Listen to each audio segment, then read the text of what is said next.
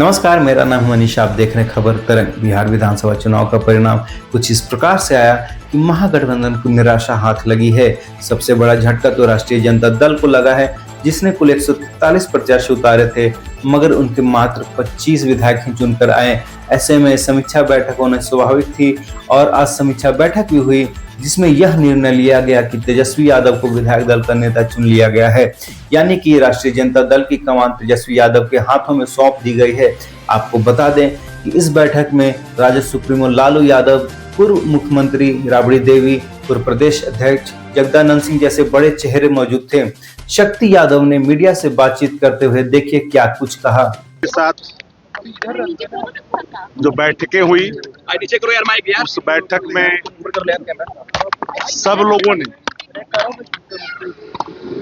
तेजस्वी यादव जी को राष्ट्रीय जनता दल विधायक दल का नेता चुन लिया। समीक्षा बैठक में स्पष्ट तौर पर राष्ट्रीय अध्यक्ष जी ने, पूर्व मुख्यमंत्री श्रीमती राबड़ी देवी जी ने, वरिष्ठ नेताओं ने, जगदानंद सिंह जी ने, उदय नारायण चौधरी जी ने, सब लोगों ने अपनी बातें रखी। जो ये जनादेश है उस पर भी राय लोगों ने प्रकट की।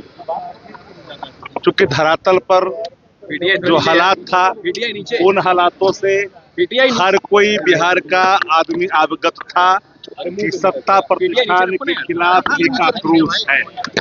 बावत भी जनादेश जिस रूप में आया, इसे न बिहार की आवाम हजम कर रही है, न नेता हजम कर रहे हैं, कोई नहीं हजम कर रहा है। आज क्या लेकिन नेता प्रतिपक्ष तेजस्वी जी ने जो बातें स्पष्ट तौर पर कही, उसके बाद सब उन्होंने कहा कि भाई लोकतांत्रिक प्रक्रिया के तहत और किन्हीं लोगों को अगर आप चुनना चाहते हैं तो आप स्वतंत्र हैं। लेकिन सब एक सुर में और यह भी कहा कि पार्टी के कार्यकर्ताओं से, पार्टी के नेताओं से सब मिलकर करके पार्टी चलती है। किसी प्रकार का पार्टी परिवार सब है, लेकिन कोई अलग से डिफाइंड परिवार पार्टी के लिए नहीं है। कोई भी ऐसी हस्तक्षेप कोई नहीं कर सकता है। क्योंकि अगर सब लोगों ने जब इन पर ये जिम्मेदारी सौंपी, राष्ट्रीय अध्यक्ष जी ने कहा कि तेजस्वी यादव जी ही, क्योंकि यहाँ की जो सदन की भावना है, बैठे हुए लोगों की भावना है, एक मुश्त होकर के लोगों ने तेजस्वी जी के नेतृत्व में ही आस्था व्यक्त किया। और तब तेजस्वी जी ने स्पष्ट तौर पे कहा, और आदरणीय राष्ट्रीय अध्यक्ष जी ने, कि हम स्वतंत्र तौर पर हम इन्हें काम करने की छूट देते हैं और किसी प्रकार का बाह्य या आंतरिक, घर या बाहर कोई हस्तक्षेप नहीं होगा और पूरे तौर पर पार्टी को आगे लेके जाएंगे। क्योंकि सामने जो चुनौती है, उन चुनौतियों का भी सामना करेंगे।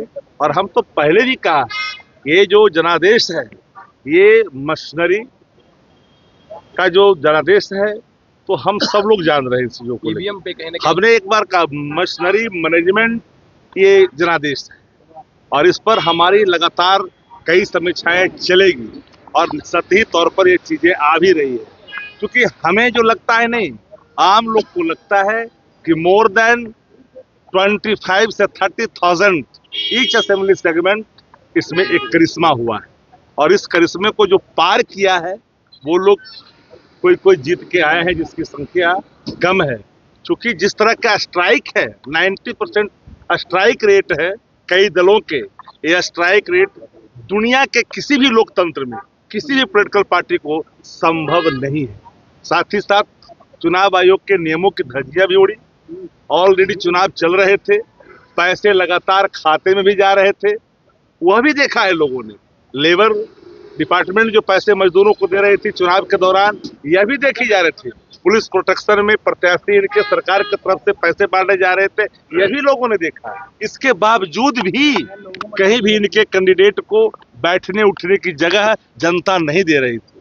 इसलिए हमने कहा कि ये पूरी तौर पर मशीनरी मैनेजमेंट इलेक्शन हुआ है और ये जनादेश उसी का नतीजा है। और हम सभी बिंदुओं पर बात कर रहे हैं। हम लोग हारने वाले लोगों में से नहीं हैं। जो जनता के सवालात हैं, जो हमारा कमिटमेंट है, जो हमारी घोषणाएं हैं, जिसको चुराई है, उस सब पर हमारी नजर रहेगी, क्योंकि जो वादे हैं उन वादों को अनुपालन करेगा। सरकार बनाने लोग जा रहे हैं, हमारी बात है कि और सरकार बनाएं और जन भावनाओं पर अब बिल्कुल तौर पर अब खरा उतरे। लेकिन राष्ट्रीय Janata Dal booth level, panchayat level पर अब अपना काम करने के लिए आगे बढ़ेगी। इसलिए नेता प्रतिपक्ष आदरणीय तेजस्वी जी ने, जो उनकी भावना थी कि आप चाहें तो किसी को भी आप नेता चुन सकते हैं, लेकिन किसी ने लाख कहने के बावजूद भी कोई तैयार नहीं हुए।